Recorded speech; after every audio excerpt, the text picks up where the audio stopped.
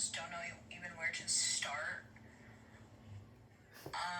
I don't know the topic at hand, but I feel like I should just do it today, because, like, fuck it. For real. Okay, confirmation. Slay. Yeah, so I'm gonna go do that now. So, currently doing that now. Hey everyone. Welcome back to A Girl with the Joint. How the fuck have you been? Because I've been lit. Okay. Seriously, thanks for bearing with me. I know it's been a little minute, and honestly, I don't even know where to start. And that's been the main thing, trying to come back in after I took like a little hiatus.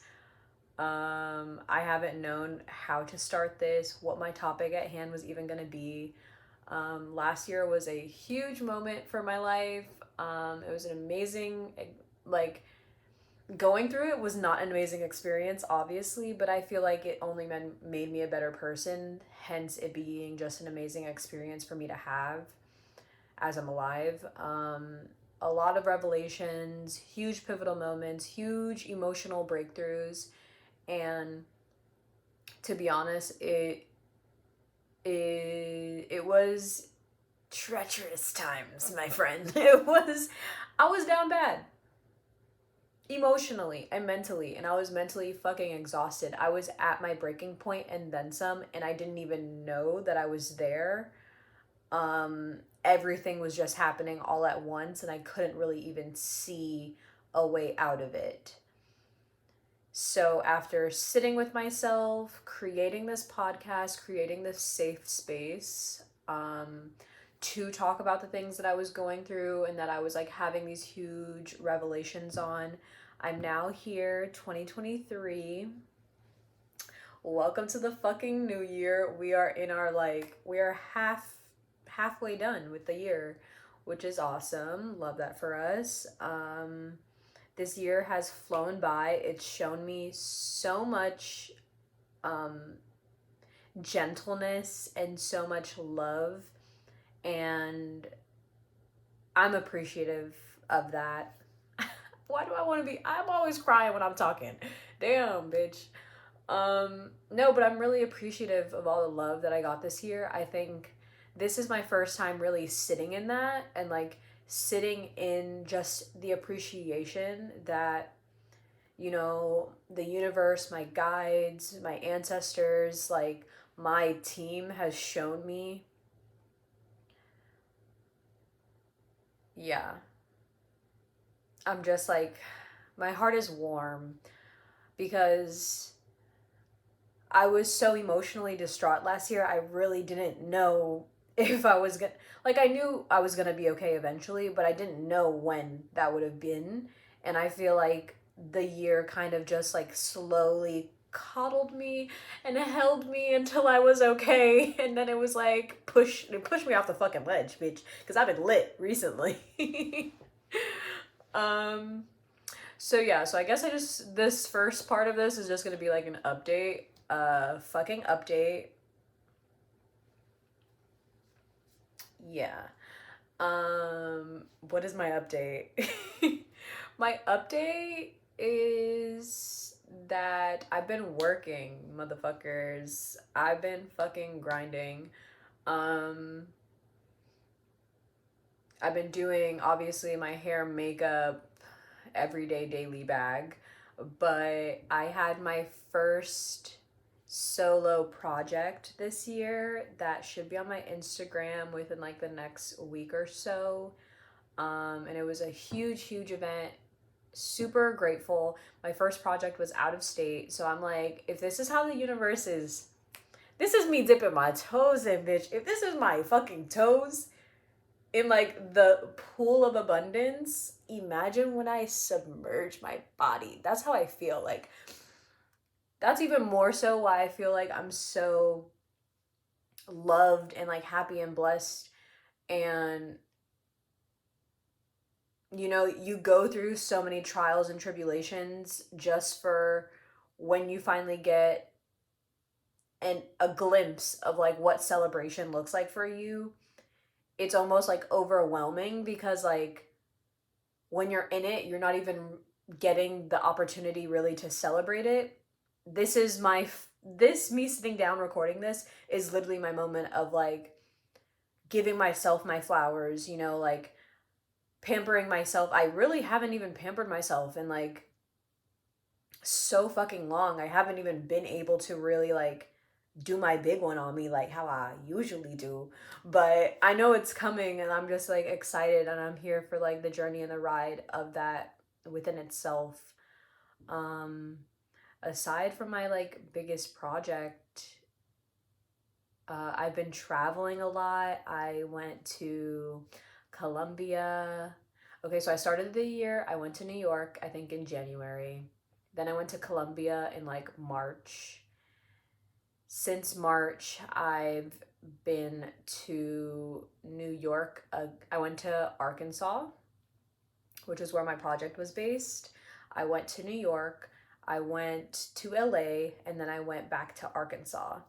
So we are 7 months in. I've been to 7 places, and I hope I get to 12 by the end of the fucking year, Bookie. Because I'm just in my Sagittarian. I'm feeling very centaur.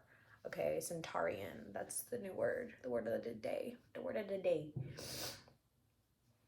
Okay, anyways, before I keep talking shit, yeah, I've just been traveling, grinding, networking, meeting new people, still going through experiences, still realizing that like even though you know I'm working on myself and I'm elevating myself to different spaces, that doesn't necessarily mean that all of my environments are immediately going to, you know, change to those spaces as well, which is something that I feel like I'm coming to terms with. It's like I was getting very annoyed by my experiences working with creatives, period. Like before this year even started, but even within my experience this year, because I'm also like coming out of my hibernation, um, coming out of my like solitary experience. It's just really like I'm just reintegrating myself into society and I'm very choosy with who and what that looks like. Like I'm not playing no fucking games. I'm really on my no. Saying no and how important it is to say no when you fucking feel it and mean it. Um yeah. So now that I'm reintegrating myself into society, I've just realized that like I can still be annoyed. Like no matter I feel like no matter if I stayed in the house for like a year plus, which I was in the house for like 9 months. Thank you. But no matter if I was in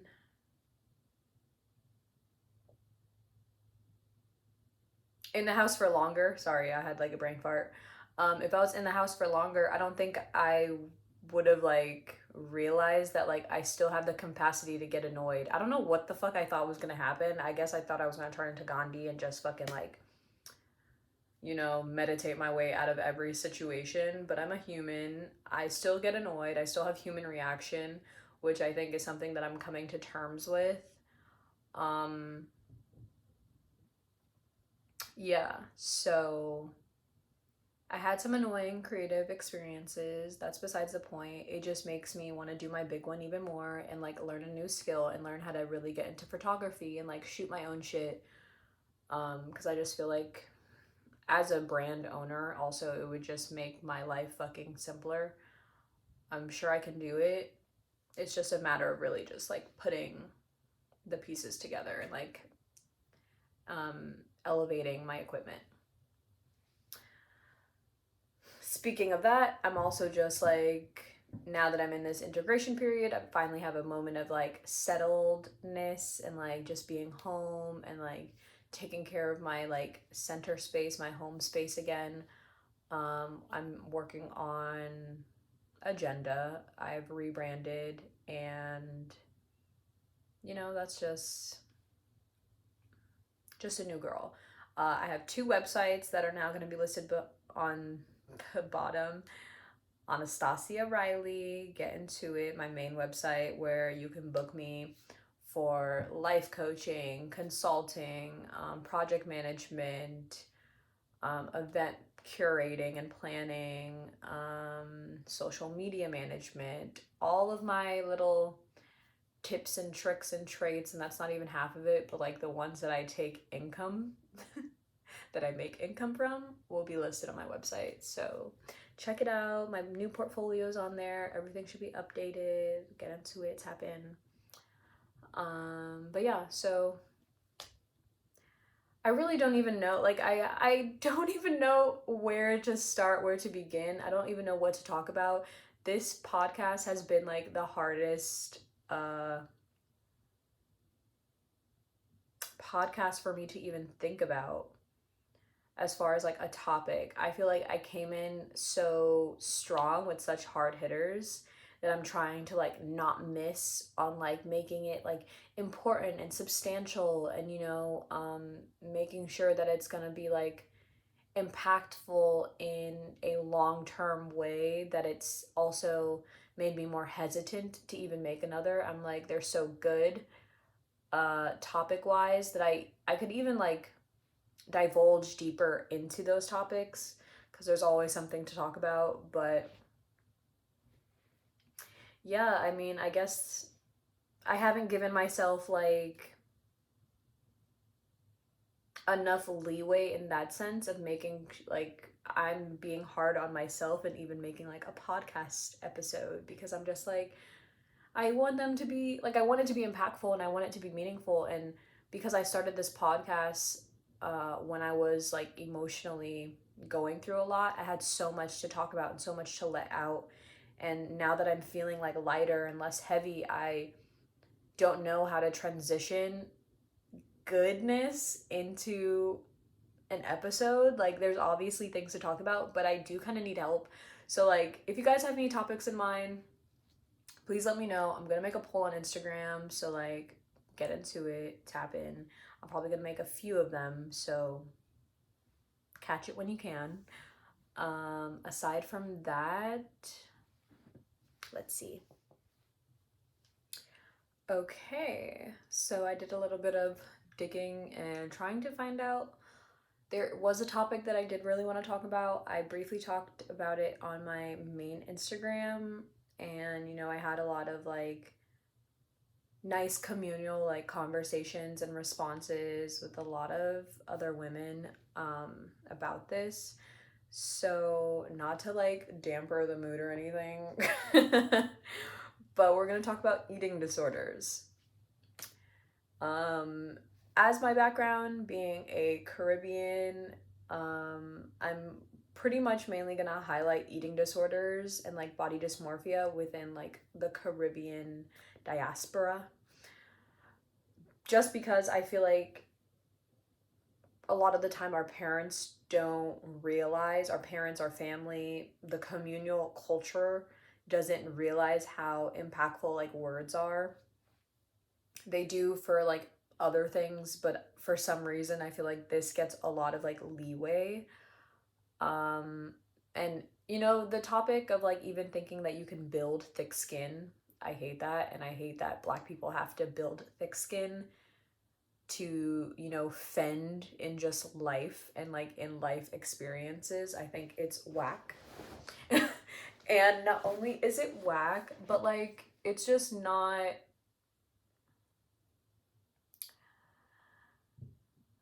I like it's also the concept of like Black people having to be strong and like not crying, just the transitional reality of like growing up Black from different stages of like adolescence to adulthood. The lack of emotional nurture that we've received and that is like ingrained in our culture to experience is inhumane. And it's unfortunate that we have to, as adults, when it is harder to like teach yourself to do things and it is harder to unprogram yourself, that we have to experience this moment of like frustration and like crises essentially because we are fighting against ourselves, against what we know, what we're learned, what we were taught, and what we've seen our entire lives to even build healthy relationships with other individuals. You know, not everyone obviously had a traumatizing experience. Shocking, I know. But within that itself, it's so hard to gauge a room because everyone's coming from so many walks of trauma and like hurt that when we don't have these kinds of conversations, it is difficult to build safe spaces and it is difficult to, you know, really be vulnerable, really let your guard down, really speak to someone's spirit and not speak to their person. And that's like something that I want to make more normalized. And, you know, I think there's a reason that everyone's on this planet at the time in which they're on the planet. And there's a reason we have these conversations. There's a reason I made my podcast. And I don't even know really what it is at this point, but I do know that I have opened, you know, a space for some people to open up, to talk about certain things. And like, I'm giving a certain percentage of people like room to have these kinds of conversations and have this voice and, you know, resonate with another person. And it's like, fuck the social media shit. I am a bad bitch, but damn bitch, I be going through shit too. Like, don't get it fucking twisted. And I feel like we all be going through shit. And like, don't let the pictures, the fun, you know, the activities, the amusement, the traveling distract you from reality that aside from all these things, when you're sitting in your bed at home, you have to fight your own fucking demons and you have to fight through your own trials and tribulations. The way you communicate with people, the way you speak to someone, the way you show up in the world is a product of the trauma that we've experienced. So I could get into that for real, but I'm gonna stick to just the one topic that I've been mentioning is eating disorders. So I've had problems with eating um, since a child. There was a point when I was a kid, I was in probably elementary school, where my weight was mentioned. And my weight was fluctuating as a child, but I do think that these actions that my family said to me, played a role in my weight fluctuating so much. And it continued literally so drastically until last year. So there was a pivotal moment as a kid where essentially, like, I think it was like my uncle brought up my weight to me, maybe in like the third grade, literally, and was just like, oh, like you're putting on pounds, or like you're chunky, or something like that. And it was just so strange. And not to say nothing like disrespectful or nothing, let my ego pop his shit real quick, but this was coming from a literally obese man. So, chronically obese. So, this is why I know you niggas is fucking Delulu, for real. Anyway, that's besides the fucking point. Um, People just have fucking audacity. Anyway, my uncle mentioned my weight to me when I was in like the third grade. From that point of that random conversation, that random comment that he made, it became a moment where now I was hearing the conversations that these adults were having. And at that point, it was like whenever my weight was mentioned, I heard it. Like it stuck with me. It wasn't like a bypassing moment in my life where it's like as a kid, you know, you're having experiences, but those are pivotal moments that my canon events, those were a part of my fucking canon events that happened in my life where I remembered specifically to the point where it's carried out through my adulthood. Um, I don't know what it is, especially within my Haitian household.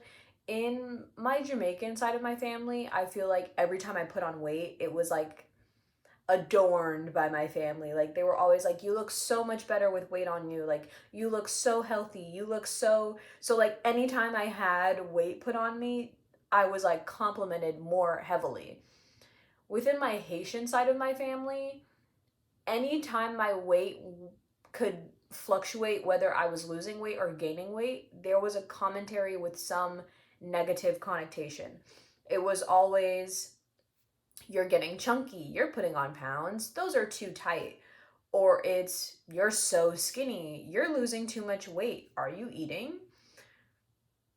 I don't know necessarily what it even has to do with anything, but these fucking minimal ass, non helpful, unsolicited fucking opinions that people make on your weight is so detrimental to your mental health, which is specifically why I do not comment on anyone's weight unless you're specifically asking me to. Where it's like, I know you're trying to lose weight. I actively know that that's happening in your life. So when you are, I'm going to congratulate you for doing so because that's actively what you're trying to do. So last year, super stressful period of my life. I talk about it, my canon event, another one, fucking happened last year.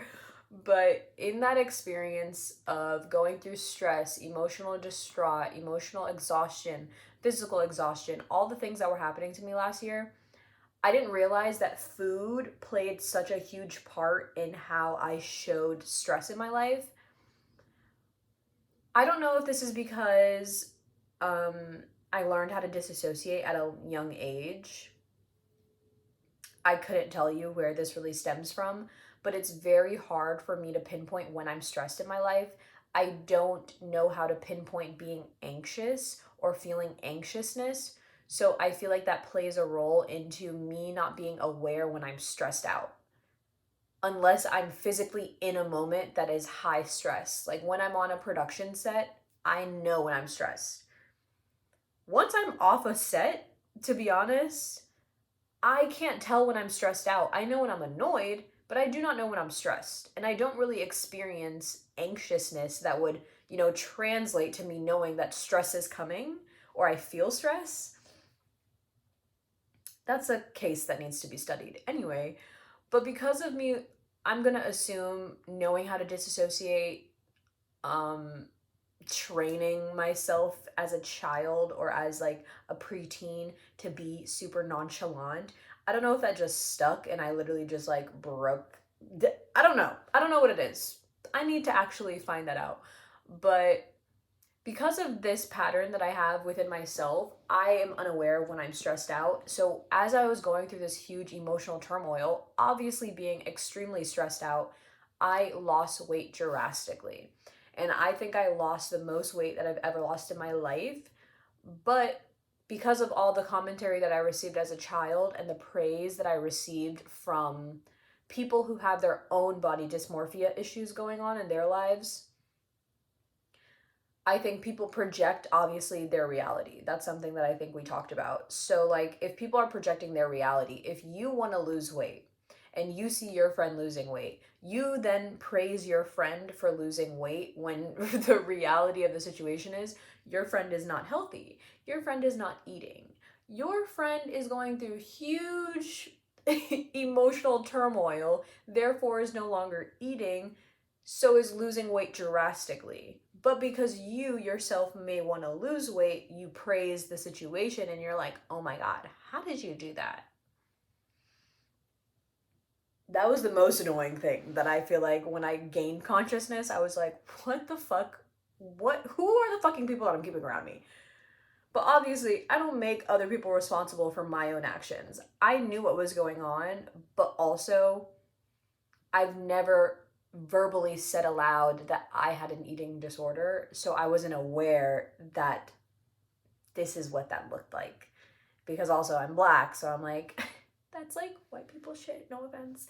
But like, I feel like a lot of black people do not talk about eating disorders in such a like casual way that makes it like comfortable, especially culturally. I knew I had body dysmorphia from a very long time ago. I knew that when I was in, I think as soon as those weight comments came as I was a child, it grew into body dysmorphia once I became like a teenager, like 13. So body dysmorphia is something that I've struggled with since probably 13 till today. It's almost like I literally need to look in a mirror regularly, because once I leave a mirror, I feel like my entire, you know, presentation shifts, and like I become something different. And I don't like, that's the only way that I can really describe it, which I feel like to other people it's almost like, oh my god, you're always like looking at yourself in the mirror. And it's not because I'm a narcissist, and it's not because I'm like ego obsessed and self obsessed, although sometimes I do, you know, like I'm cute, whatever. But like, it's not really because of those things. It's really the fact that I have body dysmorphia. So when I literally leave a mirror, I feel like I don't know what I look like immediately. And I feel like my body just literally morphs into some fucking caricature and creature that I have no control over. And the only way for me to find control again is to literally look in a mirror. Super intense, but this is something that I've had for a long time. I feel like it was less when I was a teen. Like, I didn't have that mirror complex, but I did have body dysmorphia where I would look in the mirror and I would just feel fat, and I just felt bigger than I was because of so many commentary of me being fat, air quotes, from adults who were telling me that I was gaining weight since I've been in elementary school, as if I wasn't just a growing child. So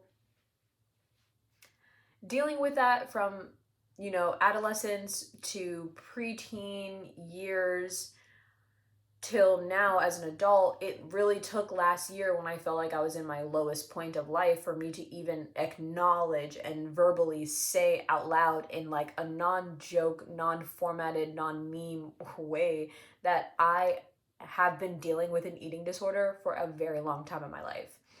And it stems from body dysmorphia, which stems from the commentary that was made on me as a child from my family that made me no longer feel comfortable in my skin, because it was always a topic of conversation whenever any weight fluctuated, whether I lost it or gained it.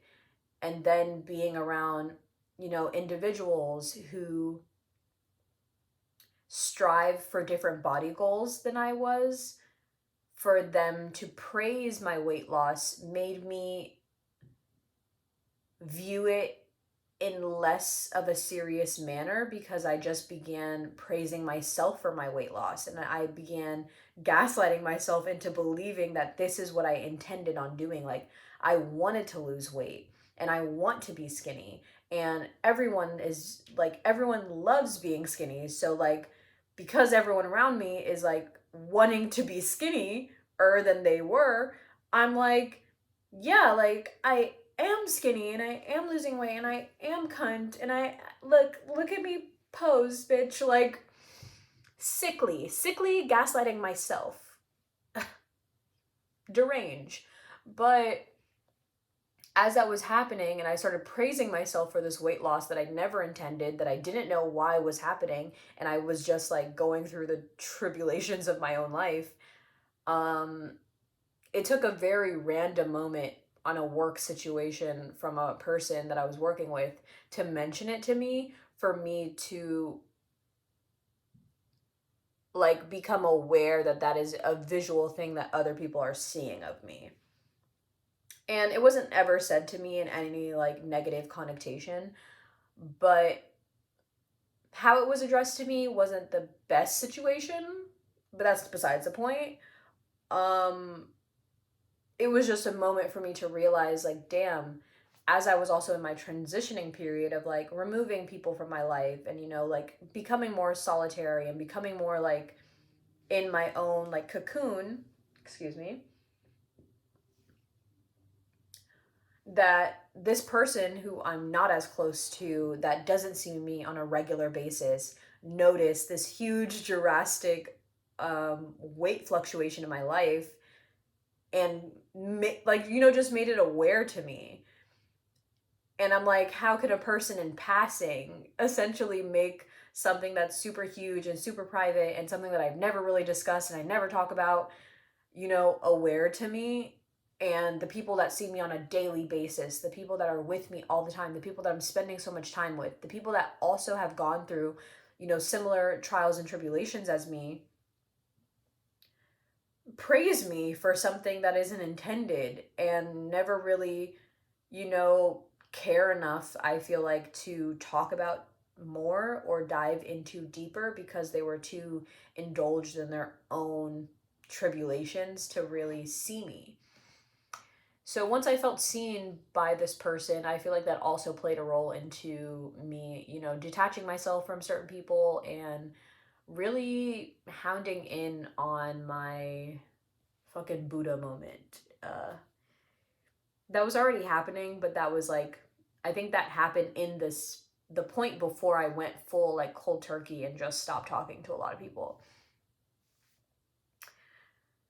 That being said, you literally never know who's around you that's actually paying attention. Sometimes people see things and they don't say anything. And I do think that it's important to have certain moments with certain people where it's like you don't know why someone's in your life. You don't know why you know them. You don't know why you meet them. But sometimes it's like that moment for me, I think, was enough to validate why this person was in my life to begin with. Because I feel like aside from the other things and the other engagements that we've had, that was the first pivotal moment where I felt seen in such a long time that made me even aware of like just the I wouldn't say ignorance literally because that's pretty much what it was, like the utter ignorance of a lot of other people in my life who had more access to me and had more time with me and had, you know, no one's responsible for your actions and the things that you choose to do for yourself. But when the kind of person that I am, I'm constantly holding others accountable and I'm constantly holding myself accountable. And that was just one of like the unspoken things that occurred in my life that I never verbalized and I never, you know, like talked about aloud. And I think because whenever I would talk about body dysmorphia, because everyone's on social media, it becomes such a normalized topic that it seems almost mundane to speak about it. And I don't have body dysmorphia in some cute fucking quirky way that makes me feel more exciting, you know, or makes me feel anything other than lost sometimes and like literally delusional. And that's like one of the only ailments I want to say that, not the only, I'm sure there's more. But you know, like that's a specific ailment that I can really track line from the first moment someone's mentioned my weight to me as a child.